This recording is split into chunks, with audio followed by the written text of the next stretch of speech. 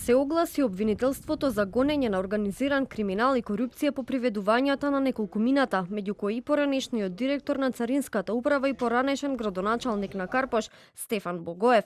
Обвинителството постапи по кривична пријава според која Богоев, заедно со поранешен помошник директор и уште две физички и едно правно лице, се сомничат дека во периодот од јули 2023 година до март 2024 година местеле тендер за чистење на гранични премини и терминали. Со тоа на фирмата и овозможиле да се стекне со противправна имотна корист во износ од околу 300.000 евра.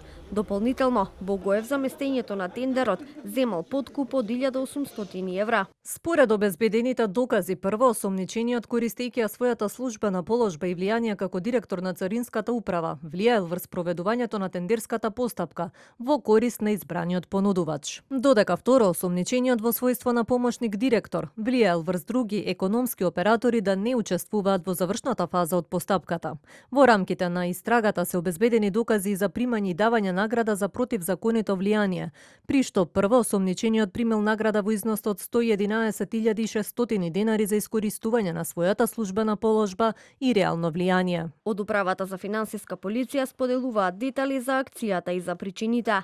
Пријавениот АСА со искористување на своето реално влијание, општествена положба и углед барал, интервенирал, поттикнувал и влијаел да се изврши службено дејствие што не смело да се изврши кај пријавениот СБ во својство на директор на Царинската управа, пошто во содејство со пријавениот ДГ влијаеле кај пријавениот СМ на кој непосредно му давале ветиле подарок и корист за него, како и посредно за пријавениот СБ, за да извршат службено дејствие што не би смело да го извршат, зашто пријавениот СБ во периодот од мај 2024 до февруари 2025 година директно и индиректно побарал и примил подарок и друга корист за себе, дел непосредно, а дел посредно преку пријавениот СМ.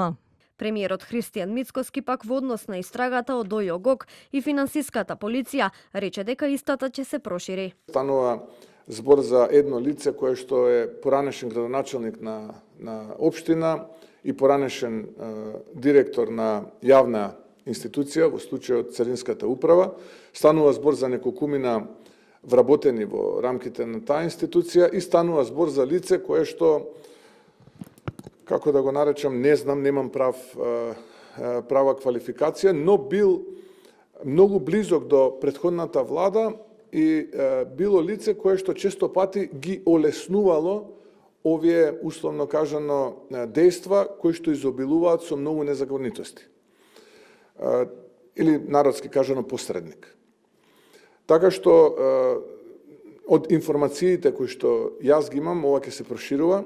Лидерот на опозицијската СДСМ, матичната партија на Стефан Богоев, рече дека за сега нема да ја коментираат истрагата, а претходно испратија соопштение во кое кажаа дека ова е монтиран случај, токму за време на посетата на претседателот на Европскиот совет Антонио Кошта. Тоа се нашите информации, дека е приведен и дава изјави.